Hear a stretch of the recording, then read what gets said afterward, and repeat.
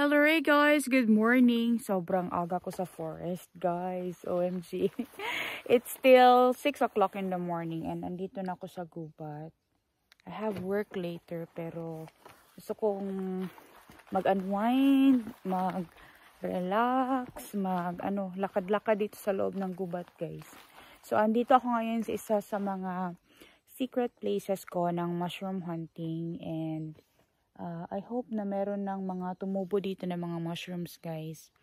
It showered a little bit last night but it's okay na mag-pick today kasi madadry naman yan siya agad-agad. So pasok na tayo sa loob ng gubat, maghanap tayo ng mushrooms. Merong natumba dito na puno guys. So rita mo agi. Sana dito pa yung mga mushrooms guys. Kung walang nauna sa atin. Kasi sobrang dami din talagang naghahunt dito sa area na to. Kasi nga, palaging meron din talaga dito nakikita. Di talaga nasi-zero dito sa lugar na to guys. Pero baka tayo ang ma-zero. But it's okay. Enjoy ko lang naman yun din. Nabulol na yung tawon ta. Enjoy ko lang yung lakad-lakad ko dito sa gubat. May makita, mabuti. Meron na akong nakita dito guys. Kaso lang, maliliit pa sila. Ayun o. Yung color yellow. So, hindi pa talaga ready dito sa area na to. Wait. Somebody already came here. May nagpunta na dito guys. Nagpick ng mushroom. Kasi yan o. Maputol na. Kasi popular kasi talaga itong area na to guys for mushroom picking. Kaya minsan ko lang din to pinupuntahan. Kasi alam ko na marami talaga ang nagpupunta na dito. So balikan ko na lang yung mga ibang lugar na pinagkukunan ko din dati na wala masyadong nakakaalam. Kaya kapag meron talagang mushroom place guys, secret talaga yun. Kasi kapag nalaman ng iba, susundan din nila yun. Doon din sila pupunta para maghanap ng mushroom. So lilipat ako. Magdadrive na naman ako guys.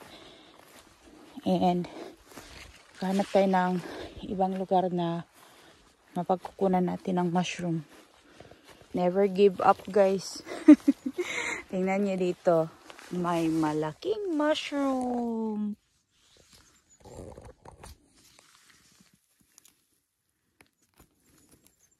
Ang laki oh. Wow. Tingnan nyo dito guys. Sobrang dami din. Ay, pick ko to guys. Kasi may mga malalaki na. Pero yung iba, sobrang hiliit pa talaga. Ayan oh. Good size naman yung ganito guys. Kasi yung na-pick ko last time, binenta man namin yun. And yung pinagbentahan namin, natuwa sila kasi ganun yung mga size na gusto nila, yung hindi masyadong malalaki. Kasi kapag summer kasi talaga, hindi ganun kalalaki talaga ang mga mushroom.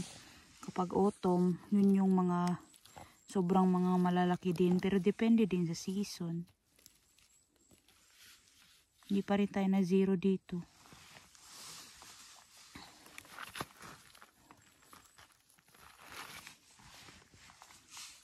Itong area na to kasi dito, sobrang daming mycelium guys. As in. Yung pang-una sa ilalim, kunin na lang natin to. Ayan o, kahit papano, meron pa rin tayong nakuha guys. Panibagong forest guys, and mas malapit ito sa bahay namin. Yung una na pinuntahan ko, mga 30 minutes drive yun. Dito ako oh my god. Oh my god guys, dito ko yung nakita yung mga mushrooms guys na black chanterelles. And tingnan niyo naman, gulat naman ako. Oh my god, thank you. Ang laki.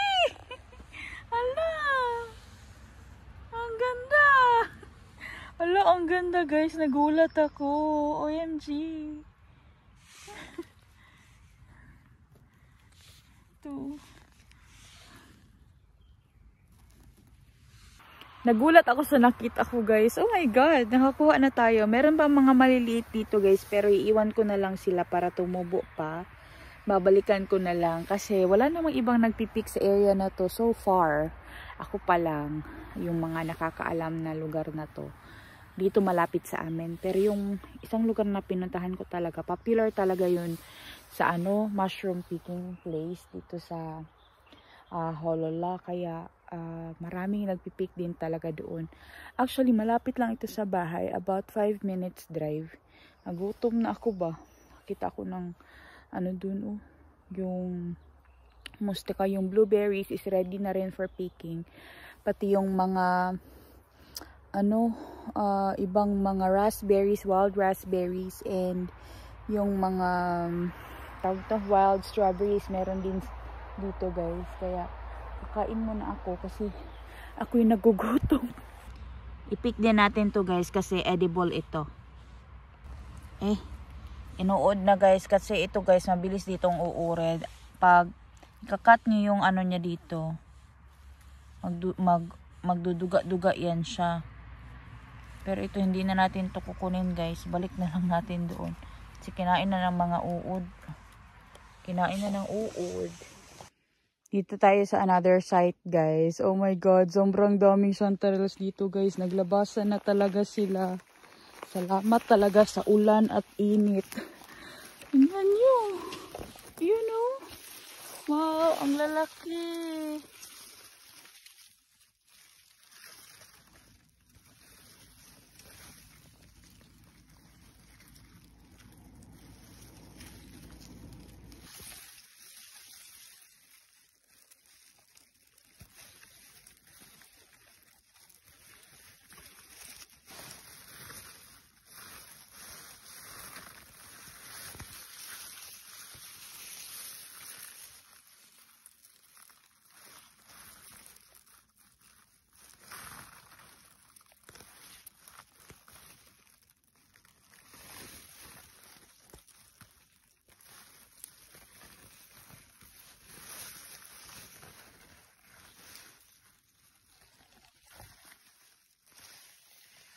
Sobrang dami guys, as in, ayun doon.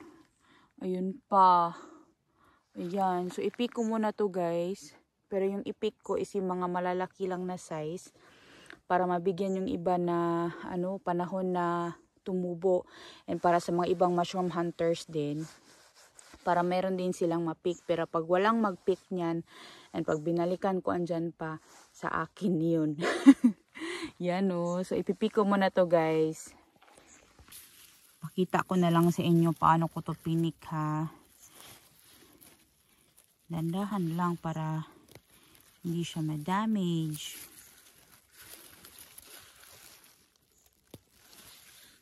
Ganyan lang bunluton lang tapos tabunan na niyo na siya guys, atik-atik. Ana ra pagtabon ana. Dili siya kinahanglan duoton. Yun pa, may isa pa dito nakatago. Kunin na lang natin tong medyo cute dito. Ito pa. Ito pa dito Ang ganda. Tiraon dako-dako dari Dako ni siya.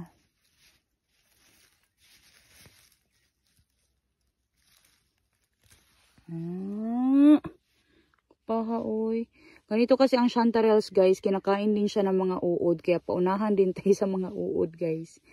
Yan, kasi edible kasi talaga siya, kaya siya kinakain din ng mga uod, pati ng mga reindeers guys, kinakain din nila ito. Kini hello, dako siya guys. Dako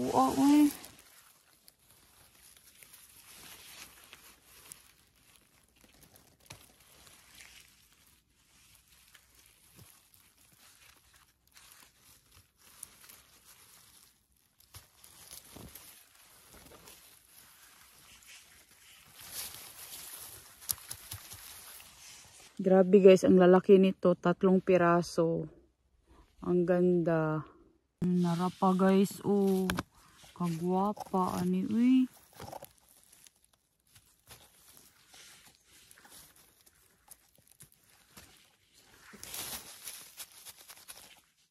Binalikan ko yung isang place ko guys kasi malapit na ako dito. Oh my God guys, grabe.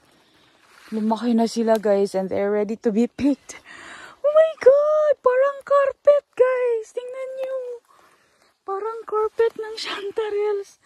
Oh, sobra kadaghan. Nabot dito sa likod. OMG! Kinawa guys. Grabe. Grabe. Pero guys, I'm gonna pick this one now. Kasi, ito yung gusto ng client ko guys. Meron akong kliyente na pinagbebentahan ko nito. But ito yung gusto niya na size guys. Kasi ginagamit nila sa mga risotto. And sa different kinds of cooking. Ay, sobrang ang gaganda guys. Pero lalaki pa to, I'm pretty sure. But I'm gonna pick them today. Dito din na side guys, oh, yung sa ilalim ng pine. Ayan, oh, tapos nadagdagan pa sila. Ito pa dito. Huloy. I really don't know saan ako magsisimula. Simulan ko na lang. Ito yung na-pick ko last week, oh. Iniiwan ko lang man yan siya dyan. Simulan ko na to guys, bago ko pa ito maapakan. Kasi nasa gitna siya ng daan guys, kaya pick na natin. May nakita akong bagong place guys. Oh. I think merong nag-pick dito kasi merong mga marks ng mga putol. Pero hindi niya pinik yung mga naiwan dito guys. So, we'll see a couple of days or weeks. Mga 1 week guys, lalaki na rin yan kasi palaging umuulan. Babalikan natin yan guys. Kung andyan pa. Ayan oh, may mga traces ng putol-putol. So, merong nagpipick dito. Let's see, in a couple of weeks, kung andyan pa yan. Dito din guys, oh, marami din dito. Ayan oh. Ayan oh. Tingnan mo, yan oh. May traces na talaga na may nanguha dito. So, may nalaman tayong bagong place. And next time, mabalikan natin yan. Kung andyan pa, goods. Wala na, okay lang. Kasi, itong mushroom picking, it's every man's right dito sa Finland. Anybody can pick anywhere sa loob ng gubat.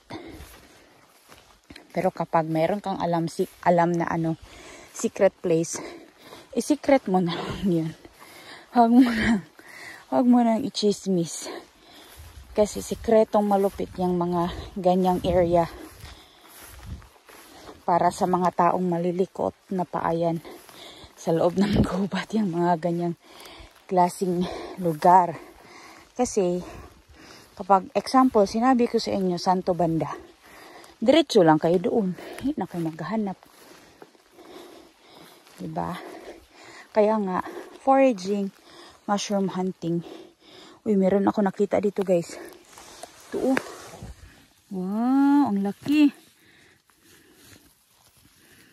Medyo nagsha-shower na guys, kaya magsa-stop na ako. Kasi hindi din maganda na mag-pick na umuulan.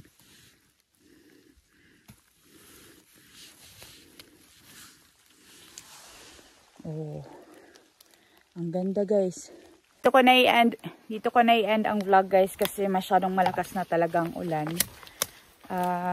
Lalabas na ako dito sa gubat guys. And salamat po sa inyong lahat sa patuloy na panonood ng aming channel. Sana po makasama po namin kayo ulit. Makasama ko kayo ulit sa next mushroom picking po dito sa forest. Maglalakad-lakad lang ako ng konti. Tapos lalabas na rin ako. I-check ko lang kung meron pang mga bagong areas dito na may tubo para babalikan ko. Yan. Hindi na talaga siya kaya i-pick guys kasi sobrang malakas ng ulan. Mabasa na ako dito sa loob ng gubat. Yeah. Thank you so much guys for watching this vlog. Don't forget to like, share, and subscribe to our channel. I'll see you again next time. Hey, hey!